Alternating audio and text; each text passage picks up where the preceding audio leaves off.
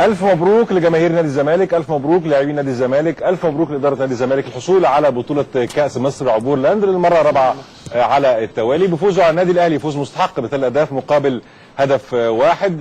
جاء الهدف الاول عن طريق باسم مرسي في الدقيقه 20 من عمر المباراه، ثم اضاف بعدها ب4 دقائق نفس اللاعب باسم مرسي في الدقيقه 24 بيحرز الهدف الثاني، ثم عبد الله السعيد في الدقيقه 33 من ركله جزاء بيحرز الهدف الوحيد للنادي الاهلي، ثم ياتي مصطفى فتحي في الدقيقه 59 ليؤكد جداره النادي الزمالك بفوزه على النادي الاهلي ب3 اهداف مقابل هدف واحد من خطا دفاعي للنادي الاهلي بيحرز فيها طبعا الرباعيه للمره الرابعه على التوالي. نادي الزمالك بيحقق البطوله المحببه له دائما وابدا بطوله كاس مصر. الف مبروك لنادي الزمالك، الف مبروك لجماهيره وادارته، الف مبروك كابتن ايمن الحصول على بطوله كاس مصر هذا الموسم، الف مبروك، والف مبروك كابتن احمد سليمان، الف مبروك وحظ اوفر للكابتن خالد بيبو نشكر كابتن خالد على الاستضافه وكابتن اسلام على الاكل الجميل بتاعه، يعني شوم حلو الاثنين الصراحه. الف مبروك، الف مبروك كابتن عيش. يا كابتن احنا بقالنا كتير بنفرح يعني عادي كابتن، وبعدين الكابتن احمد يعني تحديدا يعني بالنسبه لنا كاننا احنا اللي فرحانين.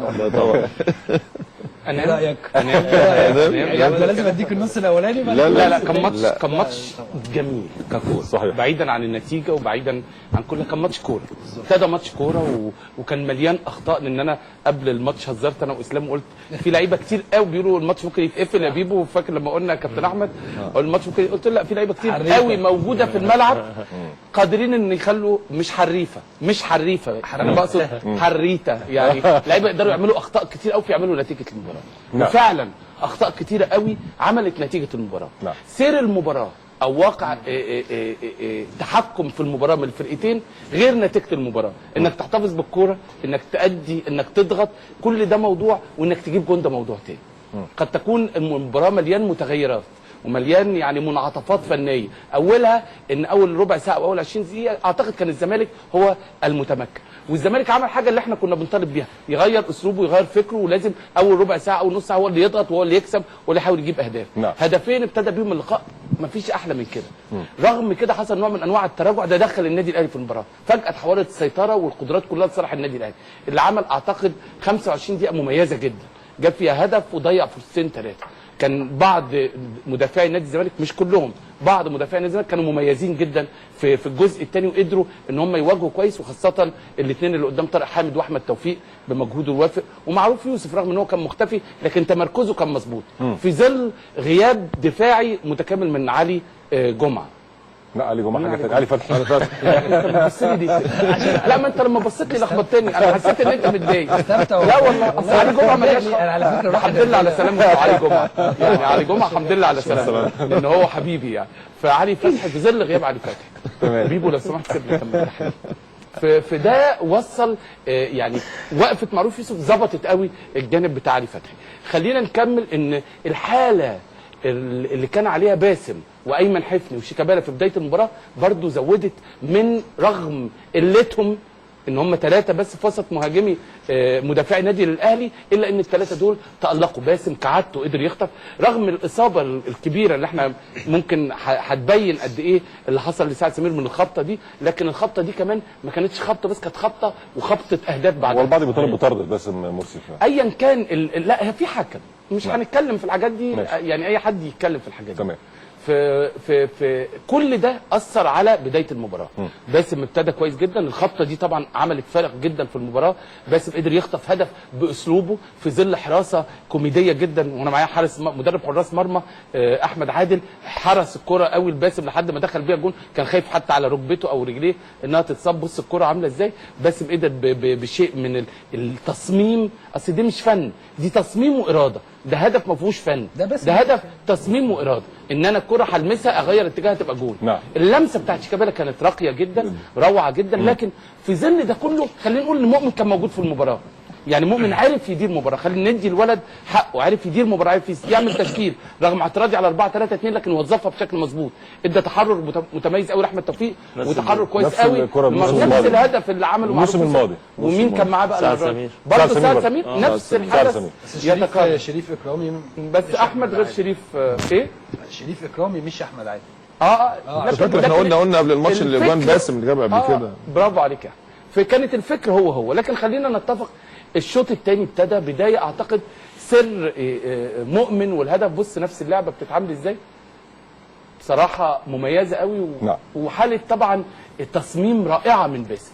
الهدف الثاني اعتقد وضربه جزاء اعتقد كانت صحيحه تماما لنادي الزمالك وباينه قوي عمليه الدفع المبالغ فيها من غير لازمه. اعتقد ضربه جزاء يعني واضحه وضوح الشمس بالنسبه كانت للحكم، والحكم كان قريب دايما من الكره والزاويه بتاعه الحكم حسمت الموقف. يعني زاويه الرؤيه بتاعه الحكم كانت واضحه قوي. ضربه جزاء كانت صحيحه لشيكابالا وقدر بذكائه يوقع سعد سمير برده المصاب في نفس الخطا، وايضا بعد كده باسم بينفذها بشكل رائع جدا في نص المرمى. وده لكن الافضليه كانت للنادي الاهلي بعد احراز النادي الاهلي الهدف. بالظبط، لحد ما النادي الاهلي جات له ضربه جزاء ايضا صحيحه من اسلام جمال من غير اي مبرر، فضل محتفظ بتيشيرت عمرو جمال وكانه بيبدلها معاه، شادد التيشيرت للاخر لحد ما بدل. لكن هنا بقى كل دي منعطفات في المباراه، هنا بقى ظهور الاثنين مدربين، هنا ظهور مؤمن سليمان وهنا ظهور مارتن يول تحولاته الفنيه ما كانتش موجوده، بالعكس ده كمان فقد اهم لعيب عنده. ما اعتقدش مين كان في مباراه بيبو غير وليد سليمان. وليد سليمان الوحيد يا اسلام هو اللي كان موجود، يا كابتن احمد الوحيد اللي كان في النادي الاهلي اللي بيحاول اللي ليه قدرات هجوميه. الباقي كله كانوا سلبيين تماما. عبد الله سعيد مش موجود، اعتقد رمضان صبحي كان بره الجيم. كل ده سهل لنادي الزمالك ان هو ما يشعرش، ورغم كده اخطر فرصه في بدايه الشوط الثاني اللي ضيعها مؤمن، ودي كانت فرصه كفيله انها تعيد النادي الاهلي المباراه. صحيح. لكن هنا بقى التحول بتاع الاثنين مدربين، مؤمن عمل ايه؟ مارتن يول ما عملش ايه؟ هي دي نتيجه المباراه كملت على كده.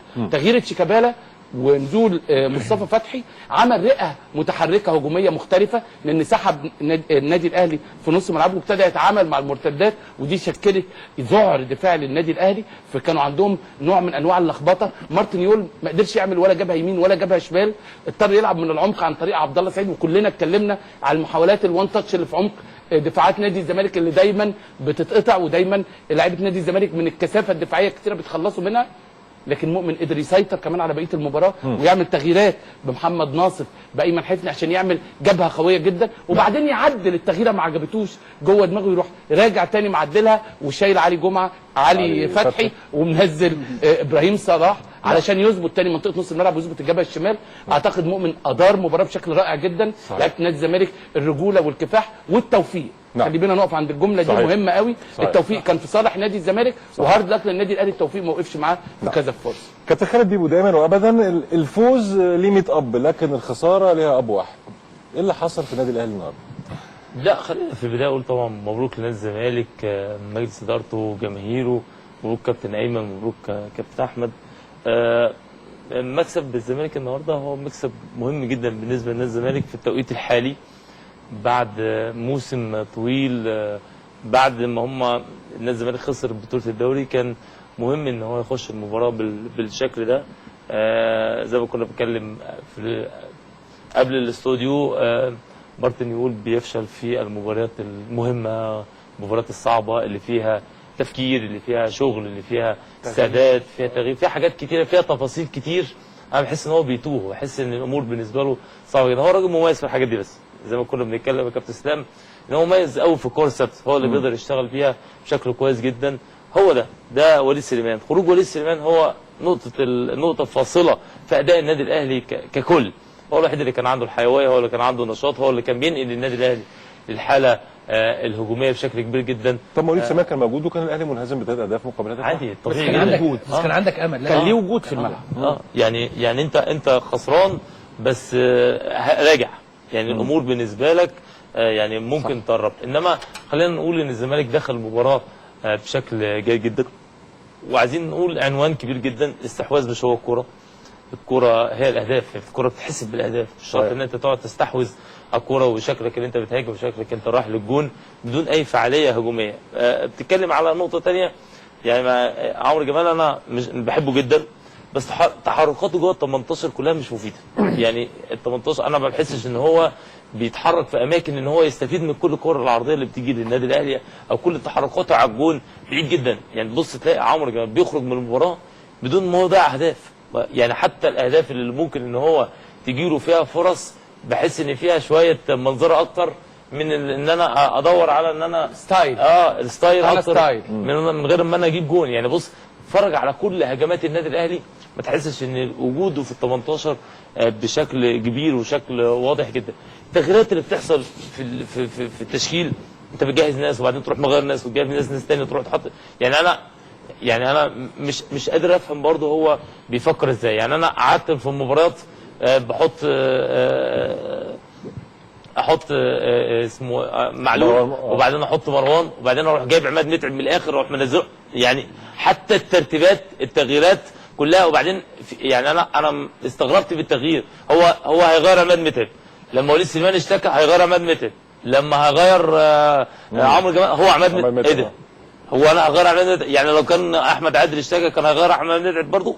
فهي الفكره ان انا بغير عشان ايه؟ يعني انت كنت هتغير وليد سليمان فهتغير طريقه لعب، هتلعب باثنين راس حرب. هو ما هو انت مش هتلاعب عمرو جمال في نص الملعب او عماد متعب في نص الملعب.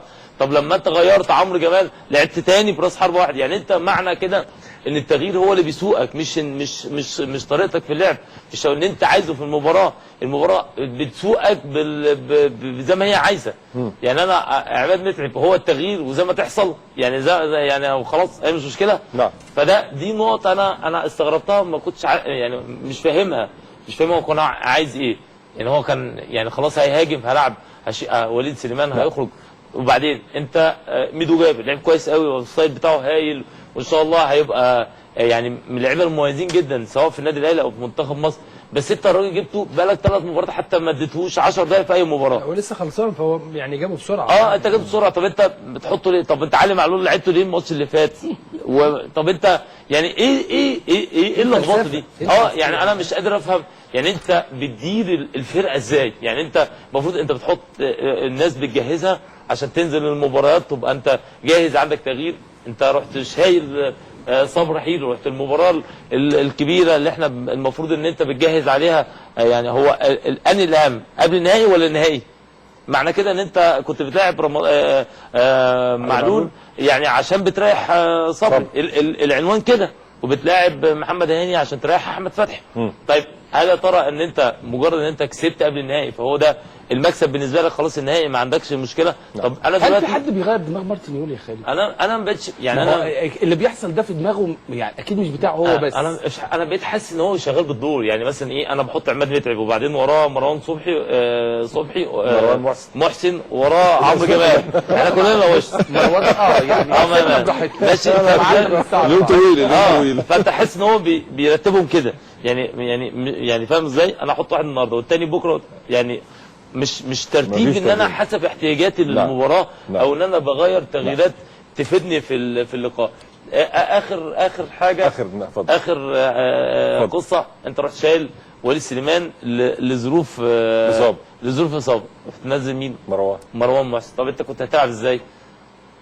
انت رجعت تاني تلعب بالتراس. ما انت الفكره المباراه عماله تاخدك في سكك انت مش عارف انت رايح فين. وبعدين تروح تشايل حسام عاشور من نص الملعب ورحت منزل. ايه ده؟ ايه كميه التغيرات اللي انت عمال تعملها جوه المباراه وناس كلها مش جاهزه. يعني انت عمال تنزل الناس كلها.